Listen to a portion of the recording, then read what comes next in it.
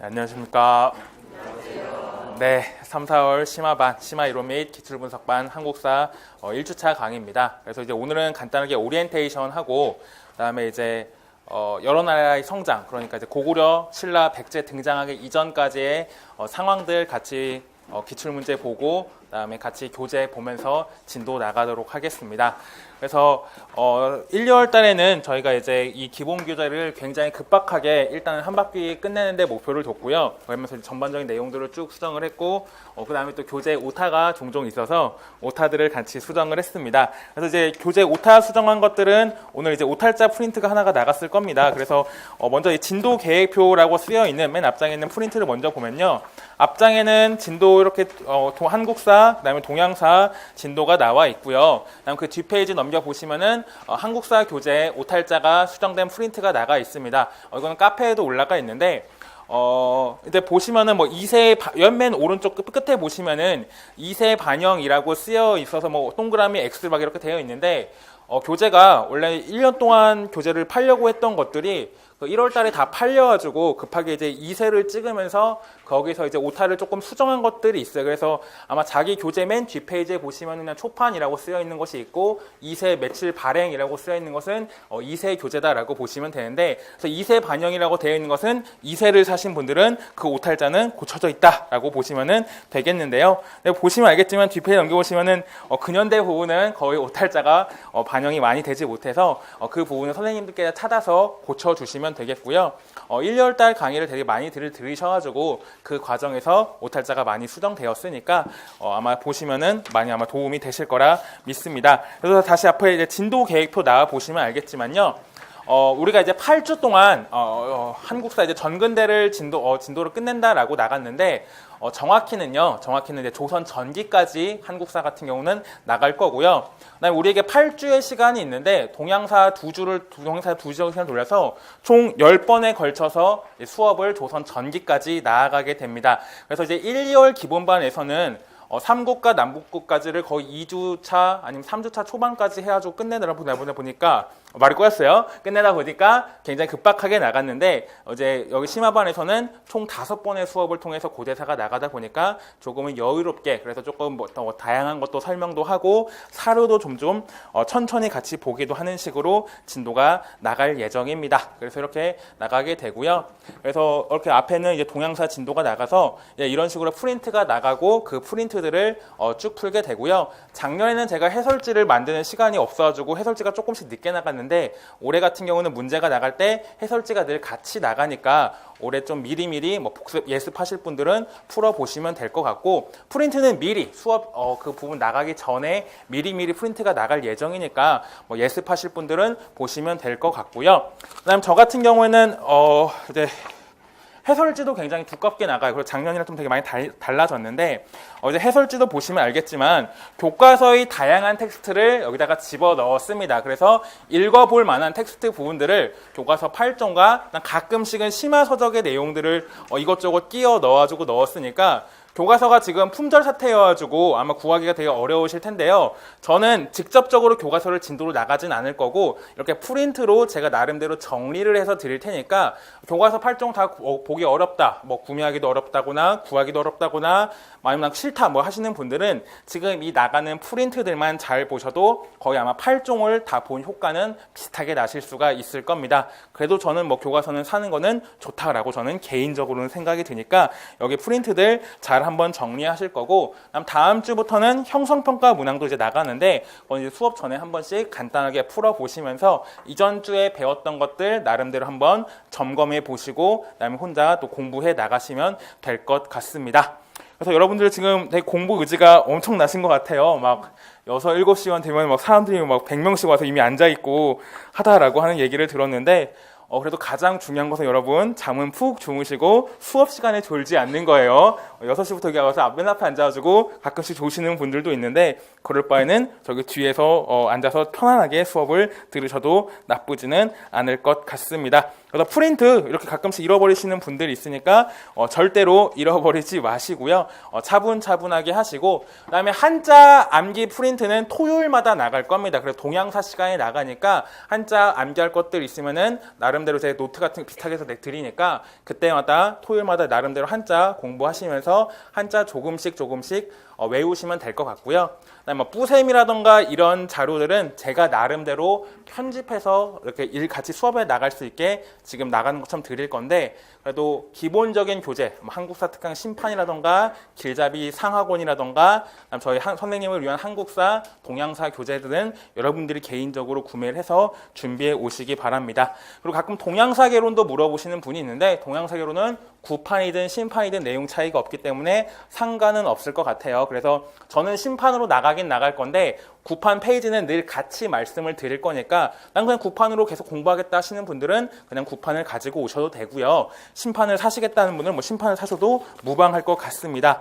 그리고 이제 동아시아사 교과서 추천해달라 이렇게 하시는 분도 많은데, 사실 동아시아사 교과서는 교과서마다 내용 차이가 크게 많지는 않아요. 그래서 그냥 아무거나 한 종 구매하셔도 상관은 없을 것 같고, 조금 이제 다르게 텍스트가 편집되어 있는 교과서는 금성 동아시아사 교과서입니다. 2015 오면서 2단으로 편집이 되어 있고 구어체로 서술이 되어 있어서 초보자분들이 보기 괜찮으니까 금성 교과서를 한번 보시면서 나중에 비상이라던가 이런 교과서로 나아가셔도 괜찮을 것 같습니다.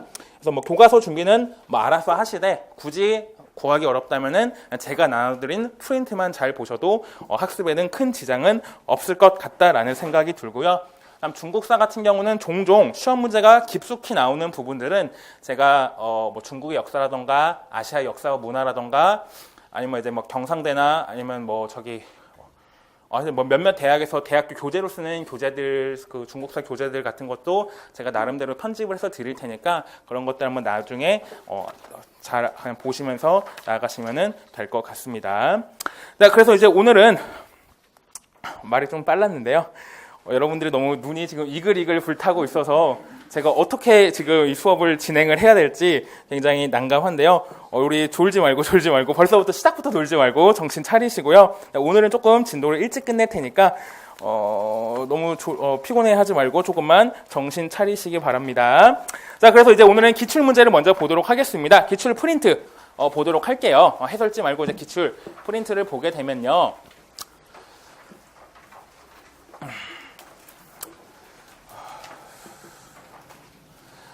이제 이 문명의 형성과 여러 나라의 발전, 단원 편제는 다 선생님을 위한 한국사 맞췄는데요. 이제 교재, 그러니까 한국사 교재로 치면 약 10쪽에서 27쪽에 달하는 이 분량은 근래 시험 문제에 나온 적이 거의 없습니다. 예전에 이제 객관식 시설이나 몇 문제 찔끔 나왔던 정도인데, 여기 기출 프린트를 보시게 되면 이제 편집 방식부터 먼저 얘기를 드릴게요. 먼저 제일 앞 페이지에는 근래 기출 빈도가 이렇게 쭉 나와 있고요. 그다음에 오른쪽 텍스트북이라고 되어 있는 것은 교과서의 서술들 중에 제가 그냥 빈칸을 뚫어서 드린 부분이 있습니다. 여기 빈칸 답은요, 뒤에 이제 해설지 보시게 되면은 이 문장들이 해설지 안에 다 들어가 있으니까 한번 이 빈칸을 채워보려고 노력하신 다음에 도저히 못 찾거나 궁금한 문장이 있으면은 여러분이 혼자서 해설지 읽어보시면은 그 답지들을 찾을 수가 있으니까 한번 잘 찾아보시기 바라고, 그다음에 이제 뒷페이지 잠깐만 먼저 개괄적으로 보면요, 늘 옆에는 왼쪽에는 문제가 있고요, 오른쪽에는 저와 함께 책을 읽어 나가야 되는 부분들 이렇게 나름대로 되게 도식화해서 넣거나 아니면은 더 뒷페이지 넘겨보면은 교과서의 사진 자료들이라던가 아니면 저와 같이 이제 강독을 해 나가야 될 자료들 같은 것들이 쭉쭉쭉 있고요. 그다음에 기출 선지, 옛날 객관식 선지에서 기출의 그 1번, 2번, 3번, 4번, 5번에서 나오는 역사적 사건들, 거기서 조금 볼만한 역사적 사건들과 관련된 사료들도 제가 오른쪽에다가 나름대로 정리를 해놔서 넣어놓기도 했고요. 아니면 해설지에다가도 이렇게 정리해서 넣어놓기도 했으니까 이 우리가 기출문제를 보는 이유는요.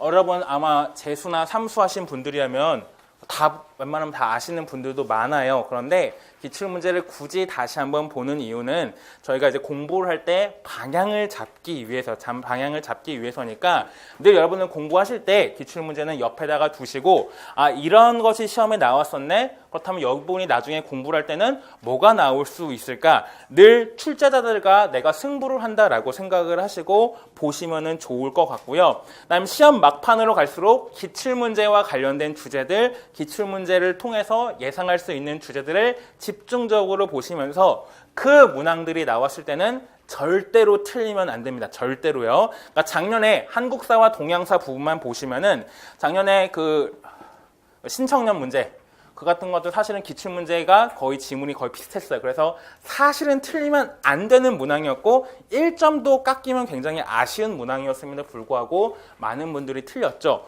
또 이전에 기출문제를 통해서 대략적으로 예측할 수 있었던 문제들은 왕한석 신법이라던가 기묘사림이라던가 한무제의 대외원전 같은 경우는 대략적으로 기출문제들을 통해서 예상할 수 있는 주제들이었습니다. 그런 것들도 틀리면 안 되는 문항이었다라고 보시면 좋을 것 같습니다. 그리고 이제 매년 기출문제의 지문들을 그대로 재탕하는 문제들이 요 근래에도 종종 있으니까 그런 문제들이 나왔을 때도 절대로 틀리면 안 된다라고 생각을 하시고 접근해 가시면 좋겠습니다.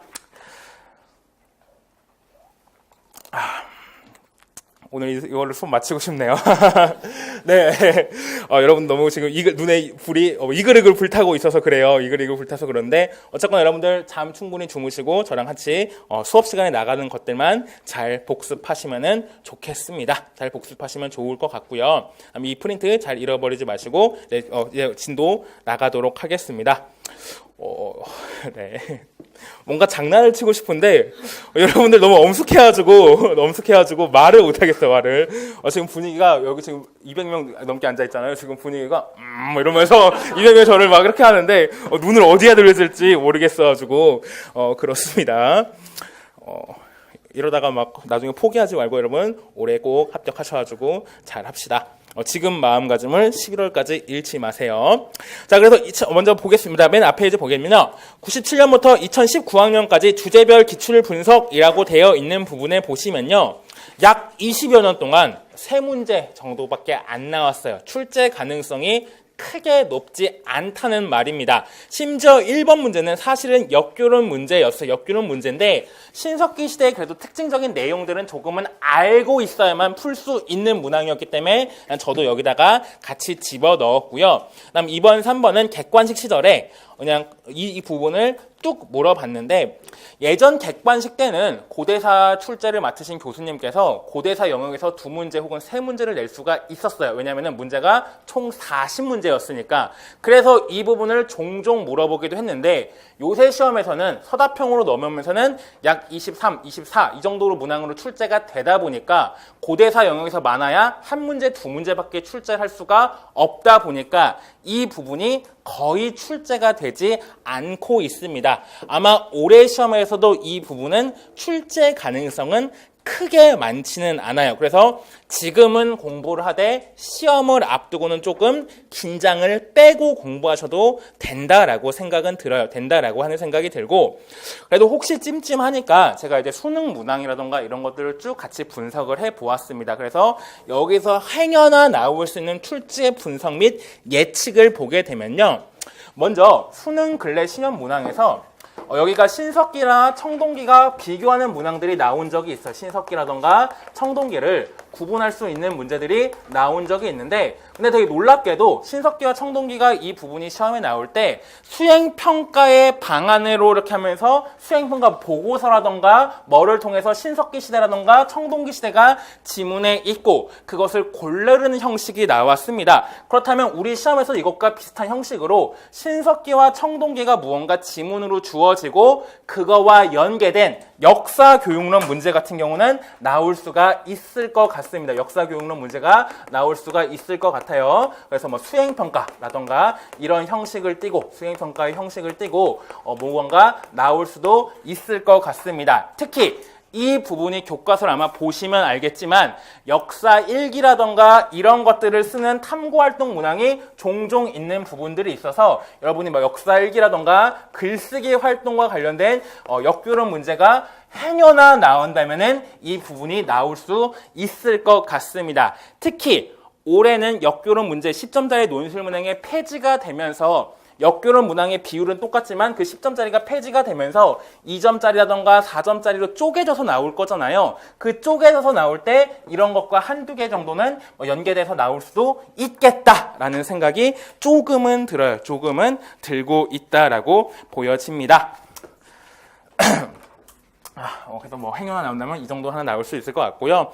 다음 두 번째 나온다면 우리 근래 시험에서 거의 고조선이 나온 적은 없어요. 고조선이 나온 적은 없습니다. 심지어 고조선을 전공한 교수님이 들어가셨어도 고조선이 나오지는 않았어요. 그래서 저는 고조선이 나올 가능성은 크게는 없다라고 생각은 드는데 단 예전에 그 교과서에 있는 사료의 원문 정도를 물어보고 그 의미를 물어보는 문제 정도는 그래도 굳이 낸다면은 나올 수가 있을 것 같습니다. 나올 수가 있을 것 같아요. 예를 들면은 단군 신화와 같은 것들이라던가 아니면 중국과 교역을 하는 문제들 같은 것들 정도는 그래도 굳이 내겠다라고 한다면은 낼 수는 있을 것 같다라는 생각이 듭니다. 원문 사료를 주고 뭐 의미를 묻는다던가 그런 식으로 내올 수 있을 것 같고 마지막으로 여기가 옛날 객관식 시절에서 조금 정답률이 낮게 나왔을 때는 바로 뭐 유물을 가지고도 시험 문제 나올 수도 있었어요. 그래서 유물 같은 것들, 유물의 사진, 유물이나 유적의 사진들 같은 것들을 토대로 문제를 물을 때 대략적으로 그 시기가 언제인가 혹은 어느 나라인가 혹은 지도에서 찾을 수가 있는 정도는 간략하게는 그래도 아셔야 될 것 같아요.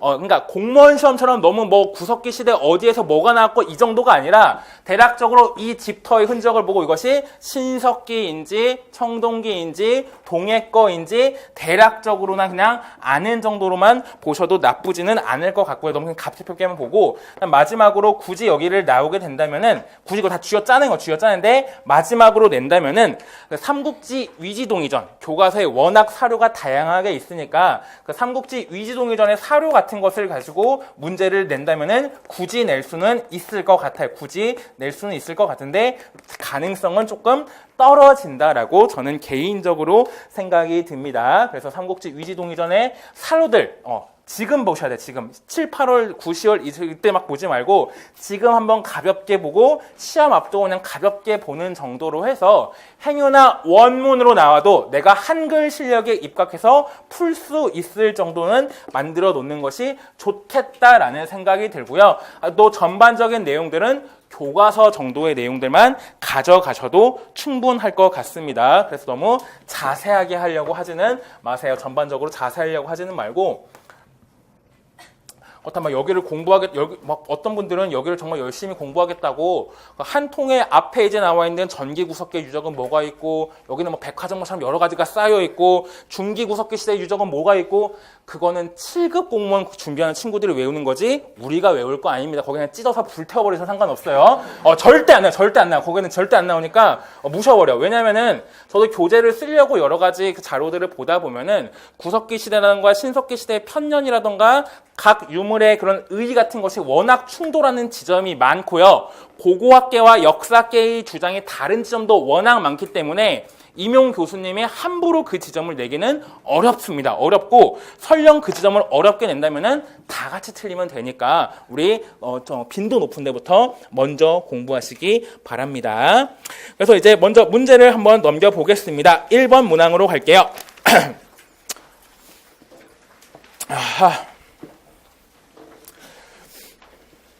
자, 1번 문항에 보시면요. 이건 이제 사실상 역교련 문항입니다. 역교련 문항인데 신석기 시대의 내용을 알 수 있어야 그래도 선별할 수가 있는 문항이었어요. 그래서 다 교과서 수준으로만 알면은 되는 것이었고 그 다음에 그 중간에 이제 말이 꼬이네. 지문에 이제 서울 암사동이라던가 뭐 부산 동삼동이라던가 여러 가지 그냥 유적지 흔적들이 쭉 나와 있는데 그냥 이런 유적이 있구나 정도만 가져가시면은 되는 문항이었습니다. 아마 뭐 문제를 예전에는 풀어보신 분도 있겠지만 여러분 한번 지금 가볍게 한번 지금 풀어보세요. 프린트 받고 안 풀어보신 분이 있을 수 있으니까 한번 풀어보시기 바랍니다. 지금 잠깐 1분의 시간을 드릴게요. 한번 풀어보세요. 다 푸신 분들은 아마 해설지 읽으셔도 될 것 같아요.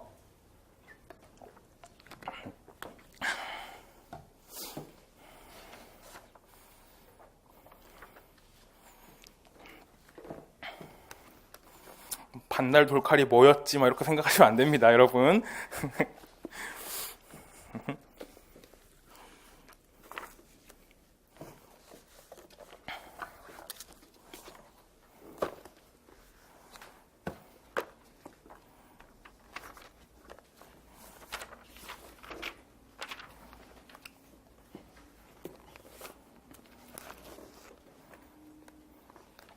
푸셨나요?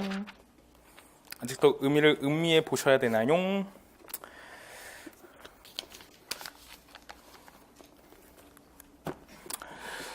네, 대략적으로 이런 개념들 정도로 풀면은 되는 문항이다라고 보시면 될 것 같고요. 답은 뭐 해설지에 있으니까 제가 굳이 해설은 하지는 않겠습니다. 이 문항 어차피 역교론 시간에 아마 김쌤이 좀 더 자세하게 하실 것 같아요.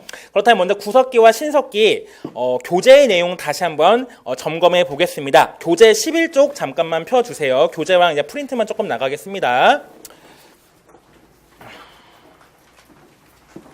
교재 11쪽입니다. 구석기 신석기하고 한번 쉴 거예요. 네.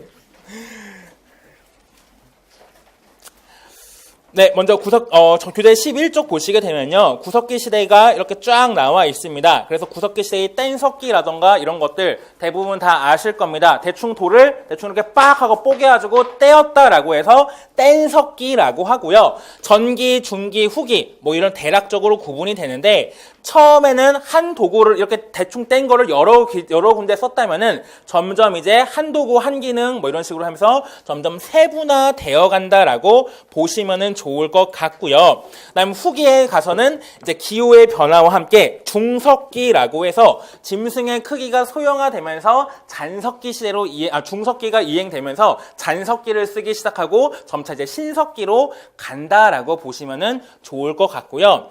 이 부분에서 교과서에서 유일하게 강조하는 부분은 바로 유적지 디귿에 있는 연천 전곡리 유적입니다. 왜 강조합니까? 뭐를 발견했기 때문에 연천 두멱도끼를 발견했는데 그것이 무슨 이론을 반박하는 근거였기 때문에 그래요?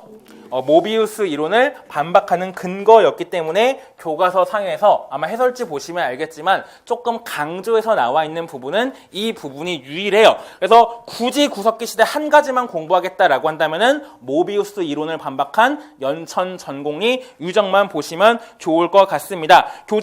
우리는 다시 기출문제 프린트 1번 문제 옆에 여백을 보게 되면은 모비우스 이론과 전곡리라고 제가 나름대로 비워놓은 부분이 있는데 바로 이 구석기 전기 구석기 시대를 나름대로 이제 모비우스라고 하는 하버드대 교수님께서 나름대로 자기가 정리를 쭉 했어요. 정리를 쭉 하면서 세계사적으로 나온 유물들을 쭉 봤더니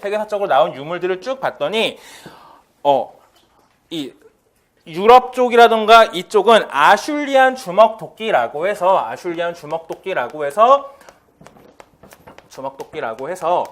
도끼를 나름대로 여러 군데에서 힘을 줘서 힘을 가열해서 만든 세련된 주먹도끼를 썼는데 인도를 기준으로 해서 서쪽 유럽이라던가 아프리카 친구들은 무언가 세련된 주먹도끼를 썼는데 저기 아시아 놈들은 대충 한 군데 정도에서 힘을 가열한 굉장히 열등한 구석기 도끼를 썼다라고 하버드 대학교의 모비우스라는 교수님께서 나름대로 이론을 만들었어. 그런데 이 이론을 반박할 만한 흔적이 없었기 때문에 옛날부터 아시아 놈들은 굉장히 구린 구석기 문화였고 우리 유럽 친구들은 굉장히 선진적인 주먹도끼 문화를 주먹도끼 전기 구석기 시대에 주먹도끼 선진적인 주먹도끼를 만들었구나라고 나름대로 도식을 만들었었습니다. 대략 여기가 인도를 기준으로 해서 인도를 기준으로 만들었는데 이 찌개 문화권으로 구분된 우리나라에서 1970년대 웬 주한 미군이 데이트를 하다가 길가에 있는 돌멩이가 심상치 않다라고 하는 것을 발견을 하고 이제 우리나라 학자들한테 막 이런 데 연락을 해가지고 우리나라 이제 서울대 교수님들 여러분들이 대대적인 발굴 작업을 해가지고 찾아낸 유적이 바로 연천 전곡리 유적이었죠. 연천 전곡리 유적이 돼서 이 이론을 완전히 반박하게 됩니다. 이 이론을 완전히 박살내 버리는 근거를 가지고 와요. 연천 전곡리 유적에서 전곡리 유적에서 아슐리안 토끼를 발견함에 따라서 아슐리안 토끼를 발견하게 따라서 이 이론이 완전히 반박되게 된다라고 보시면 될 것 같습니다. 완전히 박살나게 된다라고 보시면 될 것 같아요. 발견하겠다면서 모비우스 이론을 완전히 반박한다라고 보시면 될 것 같고 그래서 굉장히 쾌거를 이루는 사건이었고 그래서 오늘날 연천 지역에서 이 모비우스의 이론을 접한 이 주먹도끼를 굉장히 강조하고 관련된 지역 행사를 엄청나게 열고 있다라고 몇몇 교과서에서 한 페이지에 걸쳐서 특집으로 다루고 있습니다. 특집으로 다루고 있어요. 그 다음에 이제 다시 옆에 오른쪽을 더 보게 되면요. 우리가 이제 여러분들 공부하실 때 제가 굳이 한 통을 보지 말라고 해도 한 통을 굳이 읽으시는 분들이 있어서 일부러 집어넣은 부분인데요. 이제 한국사 통론이라고 하는 책은요. 초판이 1980년대에 쓰여졌고요. 그 다음에 96년도에 거의 이제 90년대 중반까지는 변태석 교수님이 본인이 직접 그나마 개정을 조금씩이나마 하셨지만 그 이후로는 변 교수님께서 직접적으로 개정을 하지 않으셨어요. 그러다 보니까 주 텍스트가 80년대에서 대부분 멈추어 있습니다. 그러다 보니까 예전의 학설들이 굉장히 많이 들어가 있는데 여기 먼저 보시면 시작부터 옛날 학설인데요. 우리가 80년대, 70년대까지만 하더라도요. 여기 프린트 2페이지 오른쪽에 있는 우리 민족이 2단계에 걸쳐서 교체되었다라고 했어요. 즉 신석기 시대에는 뭔가 고아시아족 막 이런 친구들이 있었고 그 친구들이 어느 순간 사라지고 청동기 시대의 새로운 인간들이 새로운 문명을 들고 와서 우리 민족을 형성했다. 뭐 이런 식으로 해서 민족이 시기마다 도구의 교체와 함께 우리가 교체되었다라고 얘기를 했었는데 옛날 한국사 길잡이, 그러니까 옛날 80년대에 나왔던 한국사 길잡이의 초판 버전, 1판 버전에서도 그런 식의 학설이 들어가 있었는데 2008년에 나온 한국사 길잡이, 요새 나온 한국사 길잡이에서는 그런 것은 전혀 근거가 없다라고 하면서 비판을 하고 있습니다. 그래서 밑에다가 우리가 이제 길잡이를 지금 보면은 여러분이 지금 벌써부터 더워하시고 힘들어하시는 분이 있어서 조금 잠깐 쉬었다가 해야 될 부분인데 여기 민족 교체론 잠깐만 읽어보고 할게요. 과거 통설 민족 2단계 교체론 한국사 통론 36쪽과 41쪽에 나온 이야기인데 빗살무늬 토기에서 민무늬 토기로의 교체는 신석기에서 청동기로의 교체는 종족의 교체를 의미하는 것으로 보인다라고 해서 80년대까지는 이게 정설이었어요. 토기의 교체가 민족의 교체를 의미한다. 종족의 교체를 의미한다라고 해서 빗살무늬 토기현이 고아시아족이었음에 대하여 새로운 민무늬 토기는 알타이 계통의 예맥족이었던 것이다 라고 하면서 이 두 가지를 굉장히 구분하는 학설이 정설이었습니다. 정설이었는데 오늘날은 전혀 배격당하고 있는데요. 여러분이 벌써부터 조금 더워하시는 분들이 있어서 잠깐 쉬고 할 건데 다음 시간에는 길잡이 잠깐 쉬고 길잡이 읽어 나갈 테니까 길잡이 준비해 주시고 잠깐만 10분 쉰 다음에 수업 나가도록 하겠습니다. 잠깐만 쉬겠습니다.